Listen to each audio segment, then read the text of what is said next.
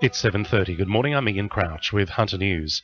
Police have smashed a major drug operation in Newcastle. About 1,700 ecstasy pills and 290 LSD tablets were seized, along with Valium, cocaine and cannabis, following raids on two homes at Cooks Hill and the Junction yesterday. A 25-year-old man is facing drug supply charges. Sonia Roberts from Police Headquarters says detectives believe the bust will have a major impact on the drug supply network in Newcastle. During the search warrants, police seized more than $60,000 in cash, illicit and prescription substances, along with various journals, computer hard drives and surveillance camera equipment. A current model Holden Commodore sedan, allegedly obtained through the proceeds of crime, was also seized. A Shortland pensioner says he kept trying to fight off a masked intruder who broke into his home armed with a stun gun and machete. Paul Weisselberg has told the Herald he managed to kick his attacker and grab him by the neck, but the former boxer was no match for the burglar who punched, kicked and tasered the 76-year-old 8 times before stealing cash and his car.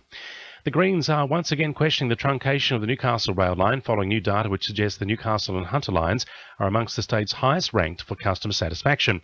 Areas identified as concerns for the community included long journey times and access to parking at train stations.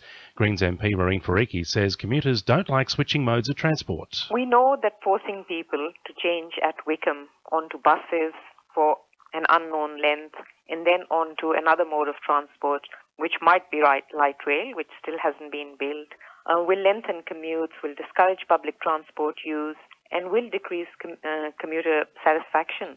Premier Mike Baird says Liberal candidates for the March state election will be announced soon after this weekend's by-elections.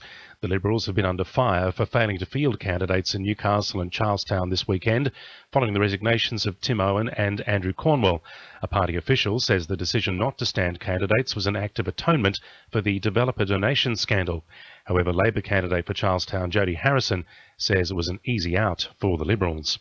Preparations for the bushfire season continue today, with firefighters set to undertake a hazard reduction burn at Jesmond. The controlled burn is expected to start at 9 this morning and take all day in Jesmond's Bushland Reserve, adjacent to Robinson Avenue and Streeton Place. Matt Anderson from Fire and Rescue New South Wales says they're hoping to carry out more hazard reduction burns before the weather really heats up. We've got a schedule of work planned, got a few that are ready to go. It's a matter on having the weather window open up for us where it's not going to be either too wet or coming towards this end of the year, not too hot or too windy. So fingers crossed we'll get a few more done around the Newcastle area. Injured night star Alex McKinnon is hoping a miracle treatment will help him walk again. He's travelled to the Gold Coast where he's undergoing tests. The treatment is credited with helping another former footballer walk again after spending 25 years confined to a wheelchair. Now with sport, Madeline Seville. It's believed the Newcastle Jets will be handed over to governing body Football Federation Australia if a buyer for the club is not found by the end of the year. The action comes with club owner Nathan Tinkler's cash flow struggles. The Federation has assured fans they will support the club for as long as required. The Central Butcher Boys are welcoming the return of Penrith New South Wales Cup utility Ethan Cook for next season. The club managed to secure the former Central junior despite his negotiations with Wests. Central captain and coach Rowan Kelly says Cook believes they can have a competitive season and he wants to be a part of it. And 5 cricketers from Newcastle's 17-player Colts representative squad will need to be cut after this week's training session. The remaining 12 will travel to the New South Wales Country Carnival in Coffs Harbour and Sawtell on November 7. That's sport. I'm Madeline Seville. To NURFM News Time 26 to 8.